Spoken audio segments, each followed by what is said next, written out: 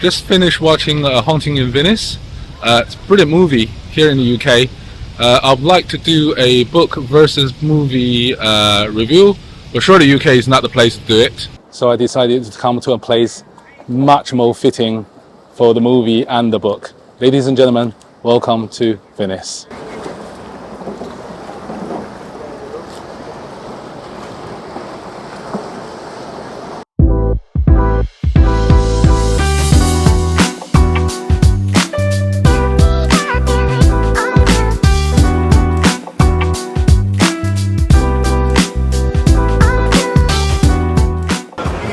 Hi, welcome to another episode of Global Hopper here from Venice. I want to talk about the movie Haunting in Venice. I just finished watching it a couple of days ago and I really enjoyed it.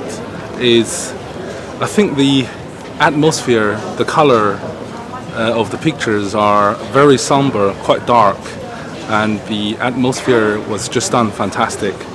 It is not too scary. I mean, there are quite a lot of scary parts, a few jump scares, but overall it's not too frightening as to really distract you from understanding the plot line. I think it's really, the balance is struck quite nicely, so you got this frightened part but you also enjoy the overall story very well. So I'm a photographer, so indulge me a little bit on the camera angle aspect. Let me just talk about that camera angle. There were in the movie quite a lot of them. Lots of scenes were using wide angle shots, and the wide angle are really creative. Normally when you shoot with a wide angle you tend to line up quite straight so that the all corners are not out of line, but here they deliberately did it so that the lines are deliberately out to create that very creative look to the scenes that we're playing. So that's really nicely done. I really enjoyed that part. So a little bit about the story itself. So it's of this woman. She's a whittler, quite rich, very rich in fact. She lives in a plateau somewhere in Venice. And during the 31st October, she decided to throw a massive Halloween party for the kids. And so many kids came along wearing masks, masquerade, and just generally had a fantastic time. And before the party started, one of the guys told the kids that this plateau used to be a mental health hospital, and during the plague years many of the kids were actually locked in this mental health hospital and left to die, and because of that many of their spirits still resides in this plateau and is haunting this place. And despite the being haunted, the kids still managed to have a very good time, and perhaps because of it they had an exceptionally good time. Now the whittler who organized this party, she was played by the British actress Kelly Reddy. So her daughter has killed herself many years ago. She jumped off her balcony into the canal below and drowned. So the whittler actually used the Halloween party as a guise for a seance. I'm not sure I'm pronouncing that noun correctly, so I'll put it here, seance, and to try to reach beyond the living to the dead and to talk to her daughter.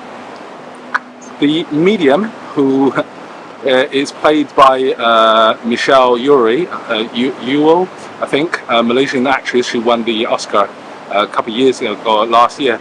So she plays the medium, and it was a fantastic performance. There were genuinely quite lots of disturbing parts around that seance, and the famous detective, the Belgian detective Pierrot, he was invited, and he in the beginning did not believe any of this nonsense, and he tried to disprove that all of this, including the medium herself, are just commons and con woman. So the detective was somewhat successful in disproving some of aspects of the medium, but not all of them. So, for instance, he was able to suss out that there is a hidden helper who's remote controlling a typewriter, who's automatically, seemingly without input from the medium, typing some really eerie stuff. So he was able to disprove that. However, he's not able to prove some of the other stuff, because a few minutes into the seance, the medium suddenly speaks in the dead daughter's voice, and that, as I said, is very disturbing part of the one of the most disturbing part of the movie. It was really, really nicely done, very creepy. Really enjoyed that part. What's even more disturbing, however, is the fact that the medium suddenly starts to spin in her chair without any input. The chair was four-legged one, not the one on wheel, so it's not natural for the chair to start spinning, but that's exactly what happens. And while she was spinning, her hands sort of moves out and start pointing at each individual that she sees in that circle and saying, your daughter was murdered. And her hands start to pointing at each individual. So we don't know who actually murdered her. But yeah, that was a masterpiece. And that's where the detective comes in. He wants to find out whether the widow's daughter was committed by suicide or whether it was murder, as the medium has clearly suggested. What follows is really quite interesting. So the people around the table, most of them are still thinking that the medium is a fraud, with the exception of the mother, because she hired the medium and she insisted that the voice she heard was indeed her daughter's voice.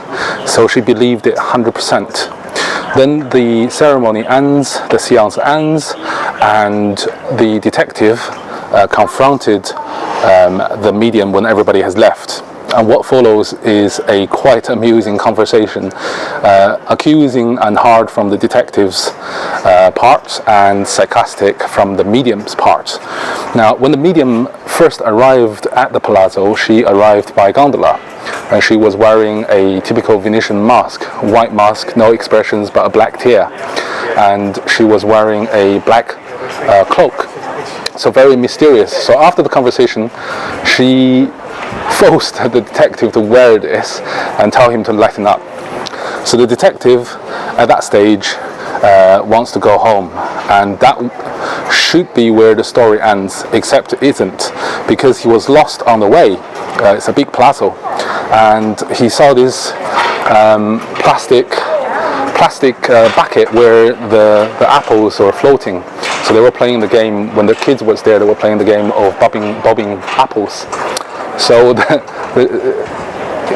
he decided to, why not have a play. So he pulled up his mask and dipped his face into the basket in the hope of catching an apple with his teeth. Now, someone came up from behind him and pushed his head into the bucket, trying to kill him, only to give up a few seconds later, realizing that it is the detective and not the medium.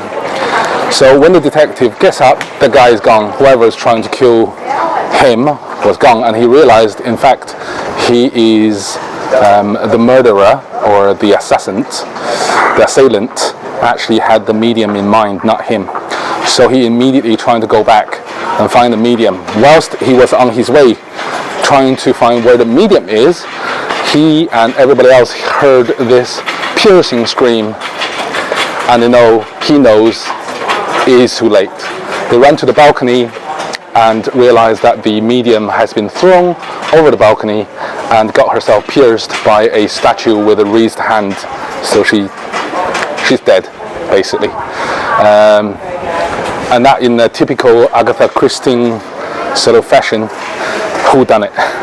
There's no outsiders, there's just those people in the palazzo. So the murderer has to be one of them. What follows then is a quite amazing detective work from detective's perspective, trying to find out who the murderer is.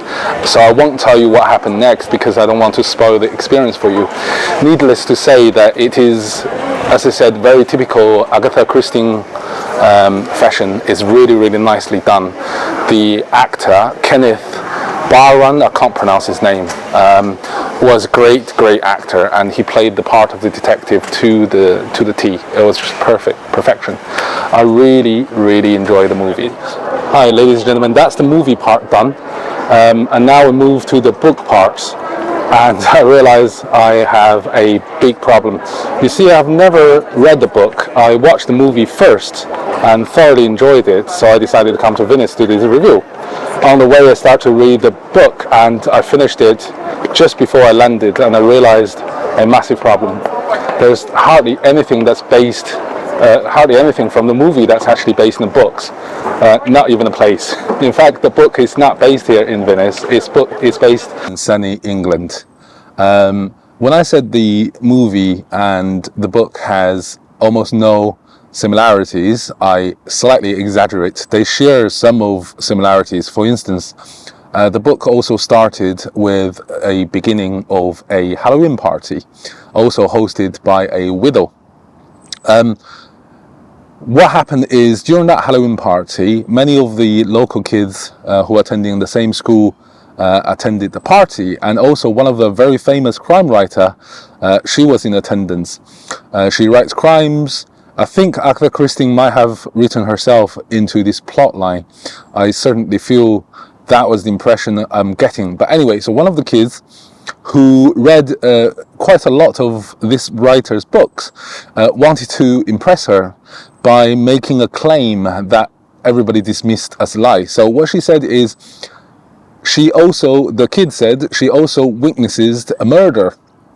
Although at the time she didn't know it was a murder, she only realized it much later. But as I said, she has a reputation to be sort of an impulsive liar in the local community, in the local school. Everybody sort of dismissed her claim. However, when the Halloween party finishes, they couldn't find her. They only found her later, suffocated, or drowned rather. Her head was pushed into the plastic bucket where the bobbing apple games were played. So you see, there's another similarity between the movie in the detective, so the detective in the movie who almost died in a similar sort of fashion. But here the little girl was dead. So the same detective in the book realizes this is perhaps more to the eye than what it was suggested, that the girl might have really witnessed a murder, and whoever overheard her during that party was the murderer, and he or she wanted to kill her and get rid of the witnesses. So the plot line starts there, and it gets a little bit more complicated, involving in crimes that has happened a few years back, and there are three of them. So a teacher got strangled walking from school back to her house. A old rich woman died suddenly, having left a very unusual will, and a local Casanova was stabbed in the back.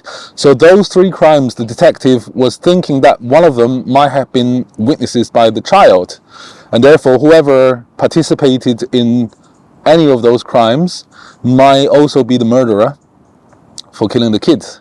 And that's basically take out the rest of the book. They investigate, and towards the last couple of pages, in a typical Agatha Christie fashion, that they realized who the murderer is. And also in Agatha Christie fashion, I find the conclusion comes about quite suddenly. I mean, I certainly wouldn't have made the connection if I were the detective. But anyway, that's what fiction is. It is quite difficult book to get into, especially in the first couple of chapters, because they were talking about the preparations of the Halloween party, and there were so many names through into the chapters. I found it very, very difficult to actually keep track who is who. However, once the detective, from the third chapters on, once the detective gets involved, it becomes a little bit more easier to understand and a little bit more intriguing. Now, as almost all Agatha Christie's books, it feels like reading The Famous Five, but adult version. I don't particularly like the conversation. I think they're really, really dated. I don't like the language, the sentence structures, again, is quite dated. That's because I was never a fan of Famous Five, so I find the grown-up version of Famous Five just as not to my taste. But that takes nothing away from the book. It's a really, really intriguing book. It's not one of her best endeavors. I think her most famous ones definitely And Then There Were None, but this is not quite there yet. I mean, throughout there wasn't that much of an intrigue, if you know what I mean. It is intriguing at times, but it just doesn't hook you like her other books would have. And by the way, the book is called The Halloween Party, Not a Haunting in Venice. And as I said, the location is completely changed in the movie to make it more interesting, perhaps. Did I like the book? Not really. I mean, I don't dislike it. It's just normal, social. Would I recommend the book? Perhaps not, because there are so many other great crime novels and so many other great Agatha Christie crime novels, and this should really comes down lower in the list rather than the top. I wouldn't particularly recommend it, but as I said, you're probably not going to hate it if you read it. However, I will recommend the movie. It is amazing. It is really, really well done. I enjoyed it tremendously. As I said, the tonality, the camera angle, the storyline is just fantastic. Really well played actor and actresses. Just amazing movie overall. Frightening at times, so highly recommended while you still can watch them in the cinema. But yes, that's pretty much it, guys. I mean, have you watched the movie yet, and have you read the book? Please leave a comment down below and let me know what your thoughts are. Also, as you can see, I do travel quite a bit, predominantly for my other channel, Global Hopper. I'll put a link here. So if you like traveling, so please check out that channel. It has lots of working tours around Europe and some other parts of the world too. But anyway, that's the end of this episode. I'm hoping to bring a new episode to you very, very soon. I'm currently reading The Last Devil to Die by Richard Osman. So I should bring that review to you very soon. Anyway, guys, until next time, cheerio.